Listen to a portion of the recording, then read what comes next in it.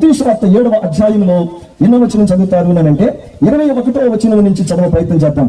ప్రభువా ప్రభువా అని పిలుచు ప్రతి వాడును పరలోక రాజ్యంలో ప్రవేశించడు గాని పరలోకమందున్న నా తండ్రి చిత్త ప్రకారము చేయువాడే ప్రవేశిస్తాడు.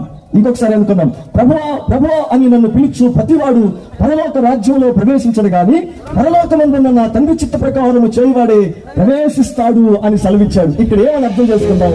దేవుని రాజ్యము ఒక స్థలాన్ని మనకు కేటాయించింది. ఈ స్థలంలో ఎవరు ప్రవేశ అర్హులను అడిగితే దేవుని చిత్తమును జరిగించేవారు మాత్రమే దీనికి ప్రవేశ అర్హులని చెప్పారు. ఏమిటి దేవుని చిత్తం? ఏమిటి దేవుని చిత్తం? దెయ్యాలను వెళ్ళగొట్టడమే దేవుని చిత్తమా? రోగులను స్వస్థపరచడమే దేవుని చిత్తమా? ఏంటి అసలు దేవుని చిత్తం అంటే? ఏమిటి దేవుని చిత్తం అని అంటే ఇది కాదు మరేంటి?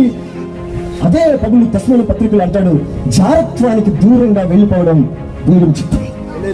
ఈ చేతులకు పెద్దగా చెప్పండి మాట. దేనికి దూరం అయిపోవడం? పెద్దగా చెప్పండి, దేనికి దూరం అయిపోవడం? ఇంకొకసారి గట్టిగా, జారత్వానికి దూరంగా ఉండడం దేవుని చిత్తం. వ్యభిచరించవద్దు అని ప్రభు అన్నాడు, దానికి దూరంగా ఉండడం దేవుని చిత్తం. అబద్ధాలు చెప్పొద్దు అన్నాడు, దానికి దూరంగా ఉండడం దేవుని చిత్తం. నీ పొరుగు మనుషులను ఆశించవద్దు అన్నాడు, దాన్ని నెరవేర్చడం దేవుని చిత్తం. నా ఆజ్ఞలను ప్రేమతో పాటించడం చెప్పాడు, అది పాటించడం దేవుని చిత్తం కాదా? వీటన్నిటిలో వదిలిపెట్టి దైవ చిత్తం చేయకుండా పరలోక రాజ్యంలో ప్రవేశిస్తామనడం దుర్లభం. ఎలా వెళ్తారండి దేవుని రాజ్యానికి? సంఘాలను ఏం చేద్దాం? తప్పులేక వెళ్ళనీయకుండా కట్టడి చేసే బోధలు చేద్దాం. సంఘము తప్పుదారులకు వెళ్లకుండా నివారించగలిగే బోధన చేసి సంఘాలను రోషంతో దేవుని రాజ్యానికి అంకితంగా చేసేటువంటి బోధను మనం కనుగొందాం.